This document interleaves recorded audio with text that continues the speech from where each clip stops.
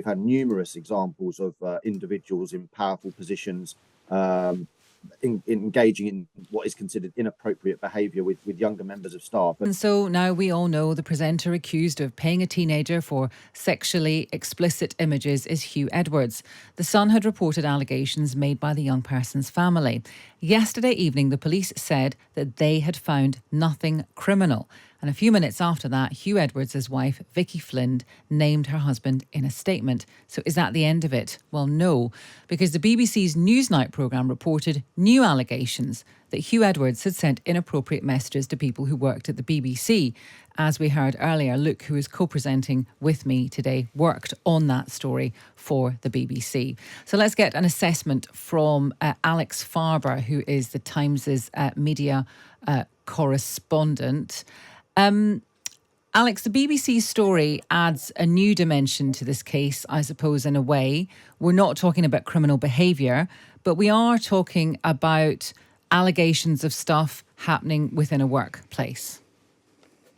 Yeah, that's absolutely right. So as you set out, Asma, the allegations that were revealed last night by Newsnight suggested that Hugh Edwards, who can now be named, has made a series of inappropriate messages to junior members of staff, which they didn't feel were appropriate, and leave the BBC with serious questions about its duty of care to staff.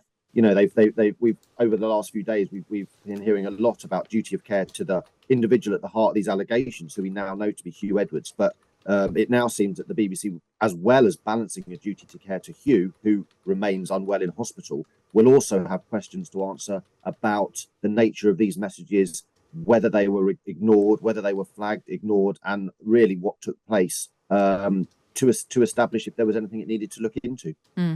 Now, so the police say no criminality in the original allegations. The Sun has said that it won't publish any more allegations, but the BBC has published new allegations. I wonder, I mean, has this story now become one about media organisations and their reputations?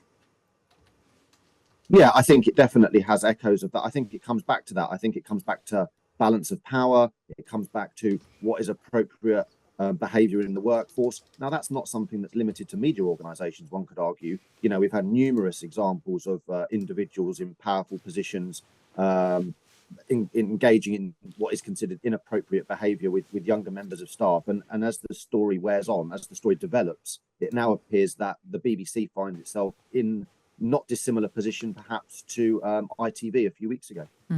And just finally, in the statement from Vicky Flynn, Hugh Edwards' wife, I'm paraphrasing here, but she said something along the lines of, when he is better, he will respond to the claims made. What do you read into that? Well, I mean, that could be read in a couple of different ways.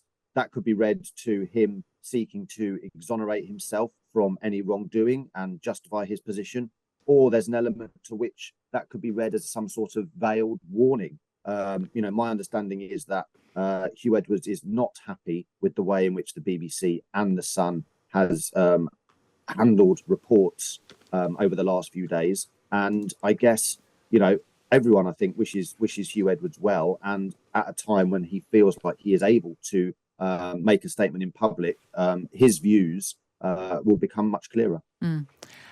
Alex, thank you very much for that. That is Alex Farber. He is the Times' media correspondent.